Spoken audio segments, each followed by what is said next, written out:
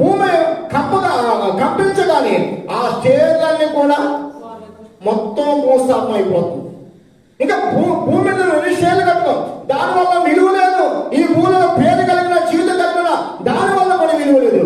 పరలోక రాజ్యము విలువైన రాజ్యము, పరలోక రాజ్యము ఉన్నతమైన రాజ్యము. ఆ రాజ్యము ప్రభు మనకి ఇస్తానంటున్నాడు. ఆ రాజ్యం చేరాలంటే ఈ ఆత్మ కలిగి ఉండాలి, దీనులమై జీవించాలి. దేవునికి మహిమ కలుగునుగాక.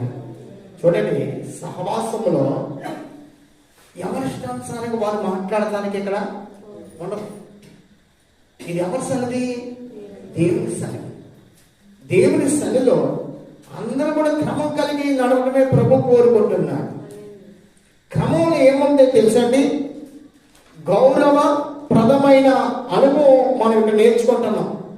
క్రమం కలిగి కూర్చుంటే, క్రమం కలిగి కూర్చుంటే, క్రమం కలిగి ప్రభు సన్నిధి మనం కూర్చుంటే ప్రభు మనల్ని ప్రేమించు వాడిగా ఉన్నాడు.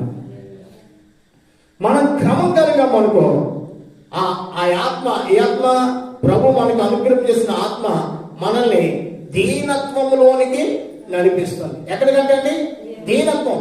దీనత్వం అనేది ఏమిటో మనకి తెలియదు, కానీ పరిశుద్ధాత్మ దేవుడే తన వాక్యం చేత మనకి బోధించుచున్నాడు.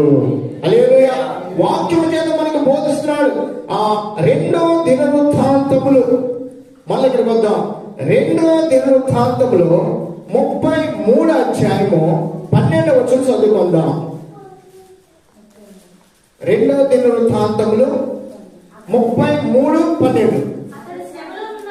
అతడు శ్రమలలో ఉన్నప్పుడు తన దేవుడైన యెహోవాకు బ్రతిమాలుకొని తన పితరుల దేవుని సన్నిధిని తన్ను తాను బహుగా తగ్గించుకొని ఆయనకు మరులుగా ఆయన అతని విన్నపములను ఆలకించి యెరూషలేమునకు అతని రాజ్యములోనికి అతన్ని తిరిగి తీసుకుని వచ్చినప్పుడు యెహోవా దేవుడై ఉన్నాడని మనిషి తెలుసుకునేను.